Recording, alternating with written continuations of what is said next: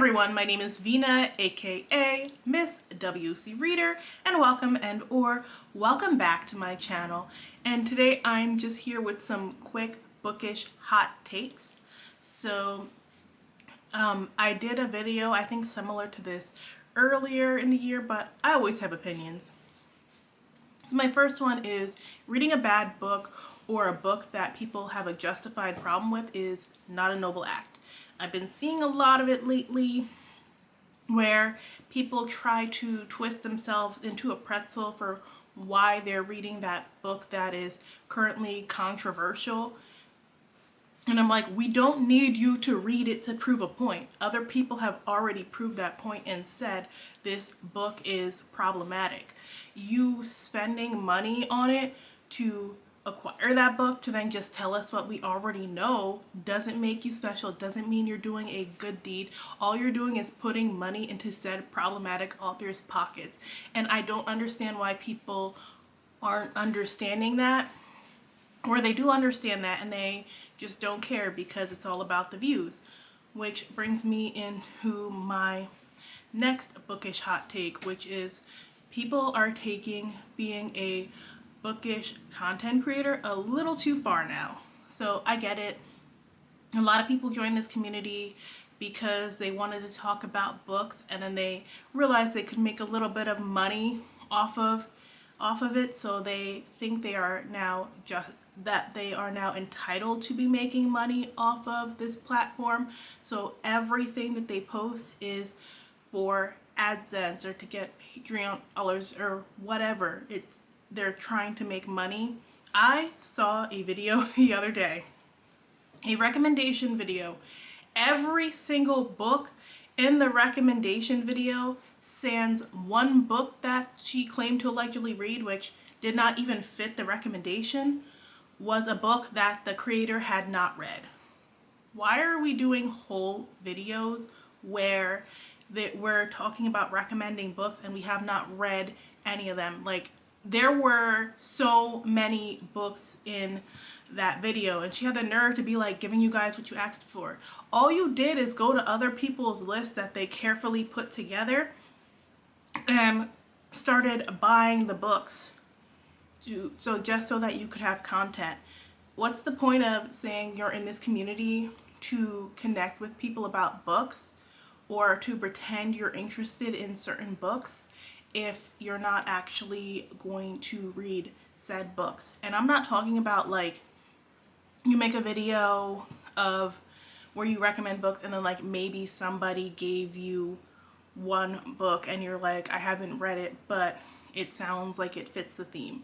No, like just the whole video being books that you never read but you recommend. What?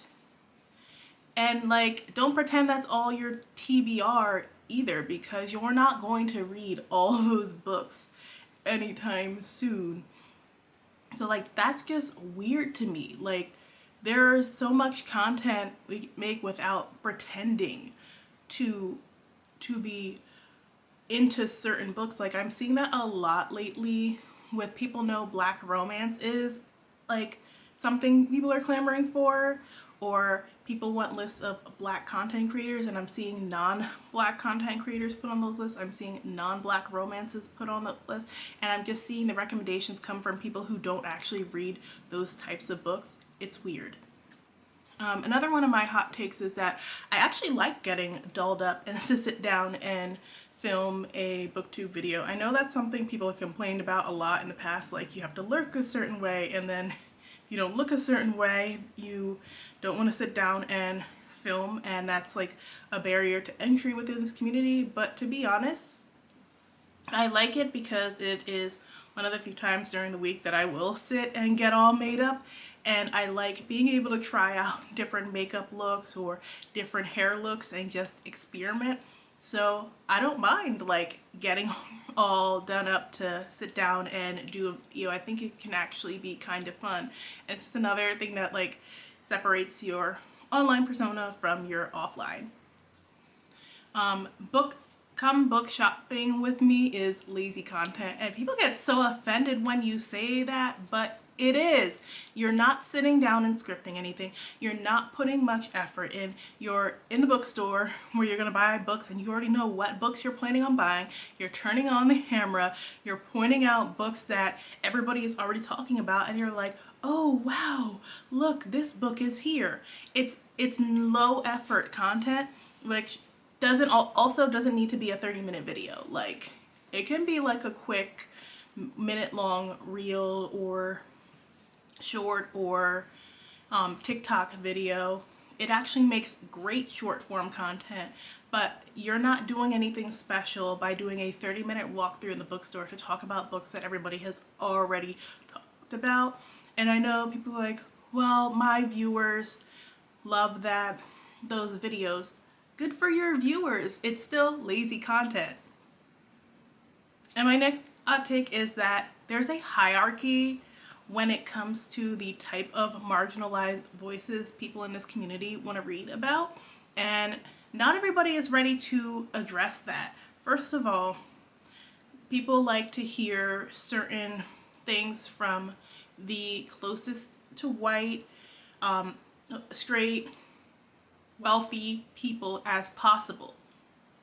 And I've seen like authors get praised like up and down for writing about certain topics that authors of a different hue have been writing about for years or are still currently writing about, and they don't get the same type of attention, and it's just really weird, and people need to unpack why it is that they can take the message from certain groups but not others. And my last hot take is that I kink shame. So I hear a lot of people, especially people who started reading romance like recently, they're like, don't kink shame and like what they like and blah blah blah. No, I kink shame because everybody's kink is not good. Some people's kink is slave play, some people's kink is sexual assault, some people's kink is physical assault, and they deserve to be shamed. Yet some people's kink is that they like public sex, but they decide to have it where around people who are not consenting to their kink. Like, just because you like voyeurism doesn't mean that you need to go have sex in public around people's innocent children. They didn't consent to that. People don't have to respect your kink just because it's something that you're feeling, and I feel like there's no nuance when that comes up. Like, some people have a lot to unpack, especially some of y'all dark romance girlies, because some of the stuff y'all are justifying has crossed the line between from romance and is just glorifying abuse and all types of other issues. So yeah, we're gonna talk about it, and yeah, it's about time for you to get shamed. So those are my bookish hot takes. Let me know what your hot takes are, or if you agree with any of these in the comments section below. If you watched to the end of this video, leave me a heart emoji. And as always, thanks for watching. I will see you guys in the next one. Bye!